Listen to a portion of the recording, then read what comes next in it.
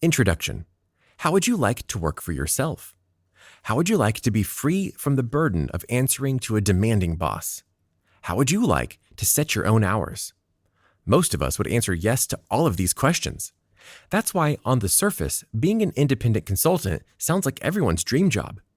But the author cautions readers that, as great as it sounds, being your own boss actually requires a great deal of discipline, patience, and effort.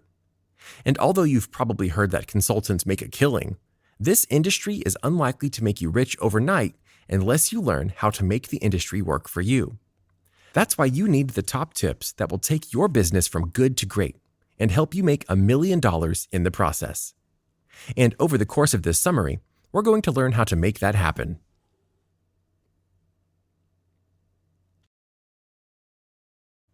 Chapter 1.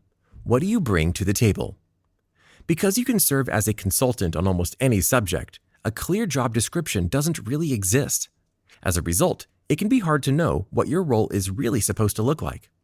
How much experience do you need to have? How do you know when you're ready?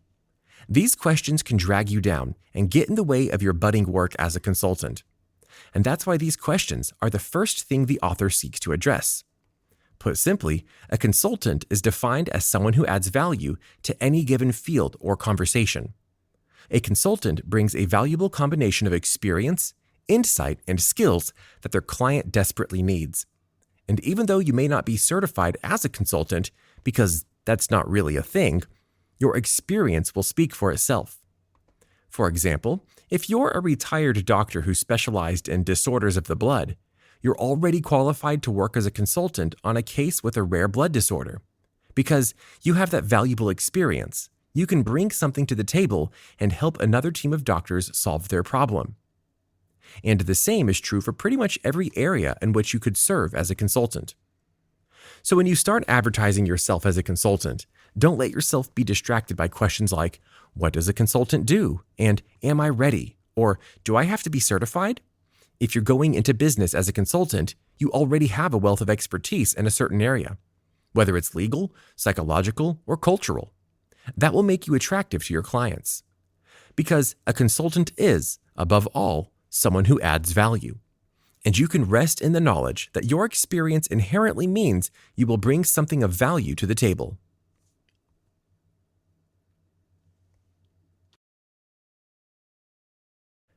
Chapter 2. Put yourself out there. But now that you know you're ready, how do you let people know? And how do you sell yourself as a consultant?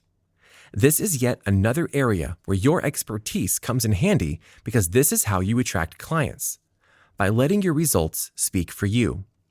For example, if you have published articles in your field, won awards, attended conferences, or achieved notable results, you can organize these in a portfolio or a website to showcase your accomplishments and tell clients why they should choose you. To take a look at the value of this strategy in action, let's imagine you're a social media influencer. You know what makes a great Instagram post, and you know how to make people buy what you're selling. These qualities have helped you to conduct a number of successful brand campaigns for your former clients. But if you want to go into business for yourself as a social media consultant, you can showcase that experience by creating a portfolio that highlights all of your most successful campaigns.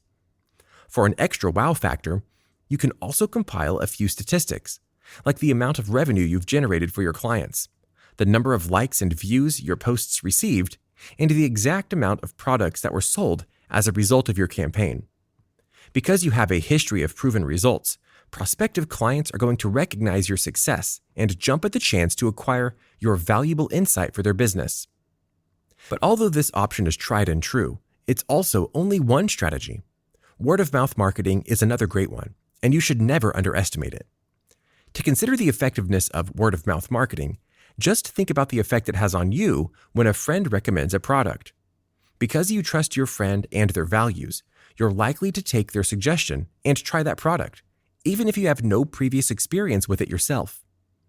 Utilizing client testimonials and references can have the same effect for your consultancy firm. And as an added bonus, there's a strong possibility that your former clients have great connections in their field. If you can encourage them to write positive testimonials for you and recommend you to their colleagues, you won't have to do much at all in the way of self-promoting. And if you employ both of these strategies at once, business will be booming before you know it.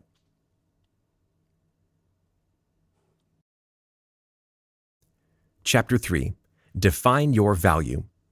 We've already examined the value you bring to the table as a consultant, but now it's time to take the next step, learning how to market that value. This is different from attracting clients or selling yourself through a portfolio because it requires taking a good hard look at the specifics that make you who you are. And ultimately, it's these specifics that are going to make you a success. That's because you have to identify the things that make you stand out from the crowd. Because unfortunately, no matter how qualified or talented you are, there are probably a few thousand other people with those same talents and qualifications. And even if you have an awesome track record of proven results, someone else can have that too. So why should a client go with you? Answering this question requires digging deep and bragging on yourself, two things that most people are reluctant to do. But although it may feel a little awkward, don't be afraid to be blunt or even boastful. And don't get caught up in the well-intentioned vagaries that characterize most professional slogans. You've seen it before, those flashy commercials that hammer home power words like transformation, evolution, or success, and still leave you wondering what in the world they sell. You're better than that. So don't settle for a vague and generalized description like, my work as a consultant is unparalleled. It sounds impressive, but it's non-specific and lacks supporting evidence to back it up. So instead, tell your clients that you can use your superior knowledge of marketing and social media metrics to increase their revenue by 20%. And then back it up with proven examples that show you're the real deal. Ultimately, you can word your pitch any way you like and tailor it to any industry that's relevant to you. But at the end of the day, your clients should walk away with the impression that you are authentic and successful, and that you've been honest about the powerful results you can give her. However, it's important to bear in mind that even with the best and most enticing pitch, even with the most stellar track record in the world, some clients are still going to say no.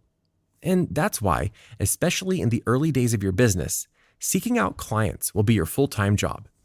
This is a unique challenge that many budding consultants aren't prepared for, especially if you're transitioning from a career that provided you with an automatic array of clients, like being a doctor or lawyer. So how can you stay motivated throughout the journey? The author observes that a singular motivation will drive your every choice as a consultant, the desire to add value and generate revenue. After all, you're in this business because you know you have valuable experience that people need, and you want to work for yourself. You want to make it in this field, and you want to grow while doing so. And the good news is that while you might not be rolling in money at first, as a consultant, you will always be rich in opportunities for growth. That's because every new client and every new experience is an opportunity to transcend the traditional daily grind. It's a chance to move beyond the expected and engage with something new. And if you're open to new opportunities for growth, you can literally learn on the job and to build your portfolio at the same time. This, in turn, will enable you to tout new experiences and qualifications to attract clients, and of course, raise your salary.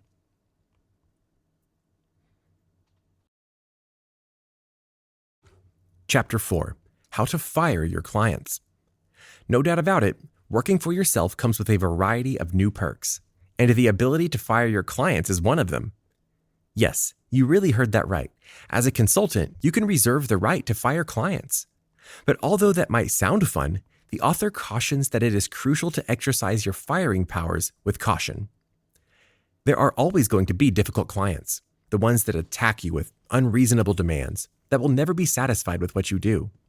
And although they might be the ones you want to fire, they might not be the ones you need to fire. And that brings us to our fourth and final step, identifying the clients that impede your growth.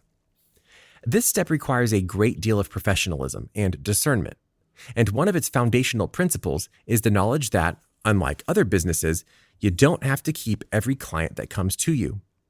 Where other businesses aim to amass as many clients as possible, thereby increasing their revenue and their sphere of influence, your business is centered around value. As a consultant, you're concerned with two types of value, the kind you bring to your clients and the kind they bring to you. That value can come in a variety of different forms, be it the relationship you forge with that client, the connections they can offer you, or simply the money they bring in. But no matter what, your partnerships should always be mutually beneficial. This principle should serve as a strong motivator because it can help you learn what to avoid as well as what to seek. For example, let's imagine you're just starting out as a consultant. You have no clients yet and you're desperate for money. Your instinct might be to take on the first job that comes along with it, even if they want to pay well below your set rate. It's worth it, you might think. At least I'll get some money and experience. Unfortunately, however, this mentality can affect both your attitude and your reputation. If you think of yourself as being desperate for clients and willing to take any job that comes along, that's how you'll present yourself, and clients will pick up on it. So, instead of choosing you because you're the gold standard in quality or because of your stellar track record, they'll choose you because they know you're desperate and willing to sell yourself short. And because this attitude can infect your entire future client pool, it's better to turn down a prospective client than to risk the damage to your reputation. Similarly, if you're faced with a client who will sap your time, energy, and resources, keeping you in knots and preventing you from pursuing your best, it may be worth it to fire this client too. Because their impact on your mindset will soon permeate every aspect of your business and ruin the budding empire you worked so hard to create. That's why our last and most important lesson is learn to advocate for yourself. Learn to say no to clients that won't bring you the value you deserve. And above all, refuse to sell yourself short, even when it means making tough decisions, and even when it means losing money. And as you establish that pattern of growth, remember that growth is never a one-and-done process. In fact, the author recommends that you conduct a brutal review of your business at least once every 2 years, and take this opportunity to identify the contracts that are holding you back. For example, if you have one $100,000 project and two $10,000 ones that are taking the same amount of time, resources, and energy, cull the dead weight of the lesser contracts and pour your energy into seeking bigger projects that will add the value you deserve.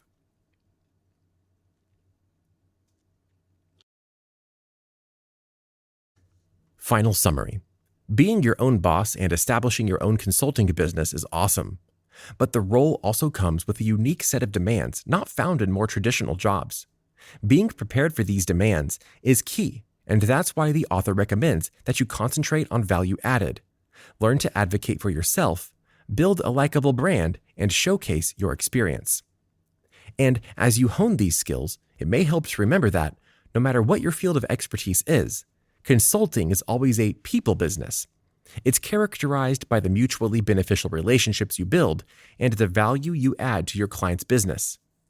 However, you should also keep in mind that your clients should add value to your business as well, and it is critical to fire clients that impede your growth.